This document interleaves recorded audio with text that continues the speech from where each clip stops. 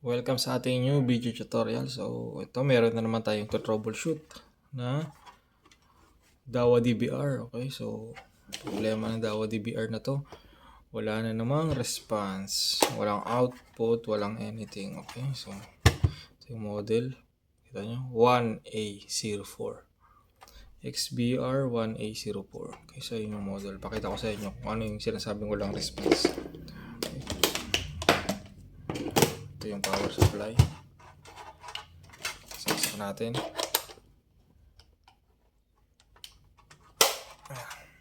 Tapos, saksak natin itong mouse.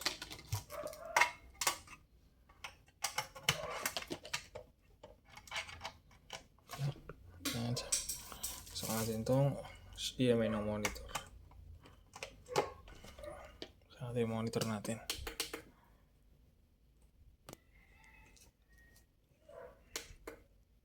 Ayan. Wala talaga, di ba? Namamatay no? Wala oh. So kahit yung mouse na nakasaksak, wala ding ilaw, okay? So kahit yung nakaraan, yung DBR na walang output sa BGA or HDMI, okay? So subukan natin buksan. Okay. Try natin check yung hard drive. Baka hard drive na naman to. Tanggalin muna natin yung mouse. Tanggalin muna natin lahat. So pagka ganitong walang display yung DBR, walang display sa DBR, walang response anything galing sa mouse, di umiilaw, wala lahat. So it's dalawa lang yan. It's either hard drive ang may problema, kundi hard drive, DBR, okay? So andun lang, alin lang sa dalawa yan. Baka malito kayo. So pagka ganyan walang response talaga. So ang gagawin nyo, una nyong gagawin, boot up nyo muna. Pagka walang response, buksan nyo yung DBR para makita nyo kung ano laman sa loob, okay? So pinaship to sa atin, papunta sa atin, no? Ang client natin way back 4 years ago, 2020. Sabi niya may problema, sabi niya sige pa-check, pa-ship nyo pupunta sa akin para ma-check ko. Okay, so ayan.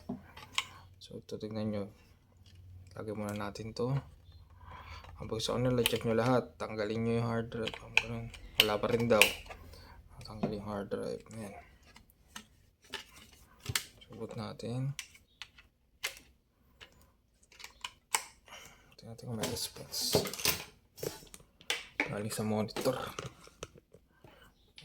Pag umilaw tong mouse, itong mouse, goods to DBR. Pag sinalpak natin, pag hindi umilaw, hindi goods to.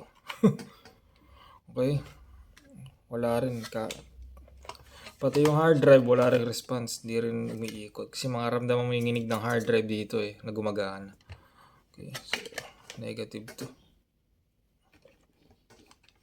Bukan natin, tanggalin yung hard drive, disconnect muna natin.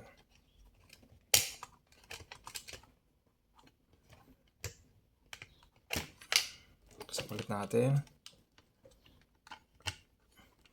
yung mouse nakasaksak.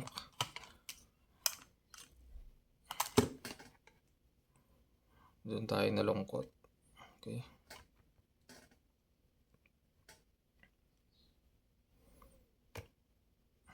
Sira yung pagka ganito, wala talaga response, walang anything. Isa lang ibig sabihin yan. Okay. May sira yung DBR. Kailangan nyo magpalit ng DBR. Okay. So tignan natin baka maisalba natin yung hard drive. Tanggal natin yung hard drive para test natin naman yung hard drive, okay? So i-test natin yung hard drive, baka yung hard drive okay naman, di ba? So check natin mabuti. Tanggalin natin yung hard drive, test natin. So walang response, walang ilaw, walang output, wala lahat. So walang video output. Kaganyan, may problema yung DBR. Okay, so try natin kung palitan yung hard drive. Okay, so maglagay. Okay yung hard drive, di ba? May salba natin yung hard drive. So ito yung bago natin DBR.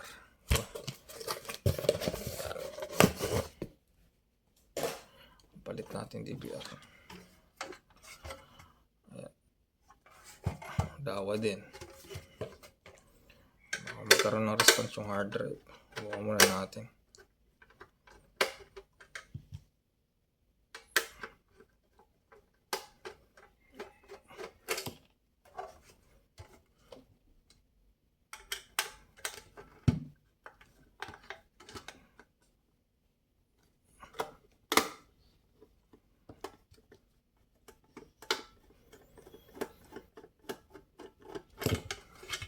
So, kung interesado ka sa ganitong mga video tutorial, okay, palike naman dyan sa ibaba, diba?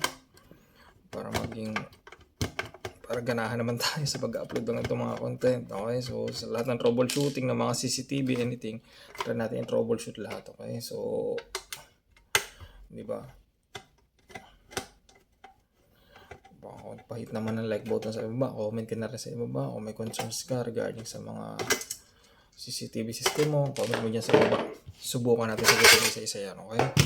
So, ito na yung bago. Ito natin yung hard drive.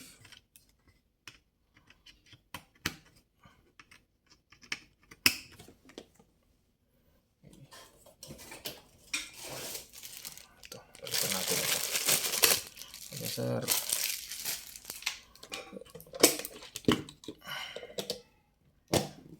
Salba natin yung hard drive. Sana okay yung hard drive, diba?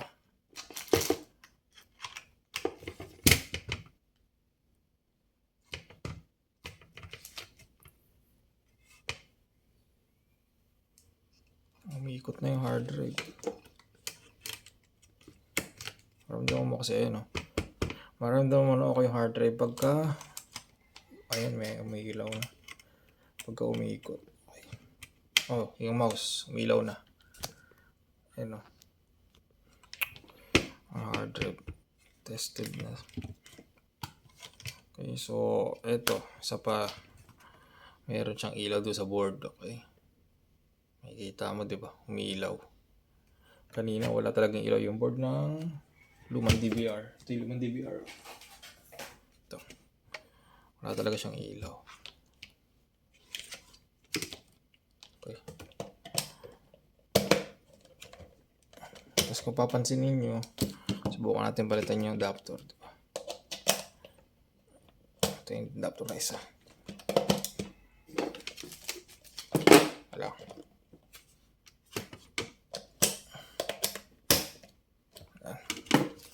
Ito yung isang adapter, no? Subukan natin lagay, tapos salpak natin dito. Tignan yung mangyari sa adapter. Namamatay. Ito, nawala, di ba? Yung pag binunod ko to, iilaw yung adapter. Diba? So, sign na may problema talaga sa board ng DVR. Okay, so yun lang yung pinaka-basic dun. Okay, so ngayon, okay na to. I-check natin kung okay yung hard drive. Okay. Sana maging okay yung hard drive para at least hard drive lang, DVR lang yung papalitan, hindi yung hard drive. So, diba? So, kung napansin nyo, gumamit siya rito ng Western Digital na hard drive green. Ang year na nagamit, April 2011. Kita nyo yan. Okay. So, 4 years. So far, 2020, wala naman naging problema sa hard drive. Okay. Goods pa naman yung performance ng ganito. Depende lang talaga kung gaano katagal yung buhay ng hard drive. Kala ko nung una, hard drive yung problema. Ngayon naman, DVR. Diba? Talagang bumigay na yung DVR. 4 years lang itinagal nito. 1A04 XBR1A. Phase out na yung gantong model eh. DVR na daw, gantong model. Phase out na. Kita nyo? 1B04. Okay, so, diba? So, comment down below kung may gusto kang i-test lahat, anything. Kung meron kang di alam sa yung CCTV system, comment mo lang sa ibaba. Susubukan natin sagutin isa-isa yan, okay? So, hit mo na rin yung subscribe button kung interesado ka sa ganitong mga video tutorial para maging updated ka sa mga video tutorial na ilalabas natin, okay? So, ganda naman yung ng hard drive. Ayun, may record So, okay, diba? Next. Next lang yan. Tapos lagay tayo password.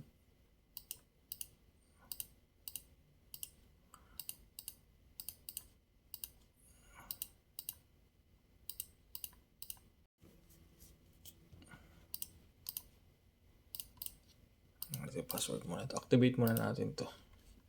Off natin to. Lagyan natin sagot 1. Okay. 1. Next. On natin to. DHCP. Next. Okay.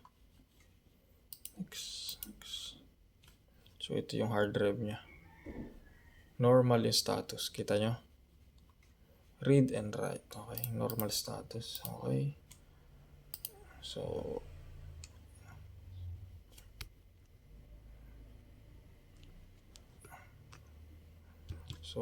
far okay naman yung hard drive. Okay.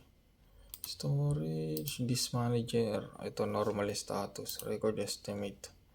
Okay, so yan. TBR lang talaga naging problema nito. Okay. So thank you. Salamat sa ating mga sulit na mga subscribers na nanonood ng ating mga video tutorial. Okay. Comment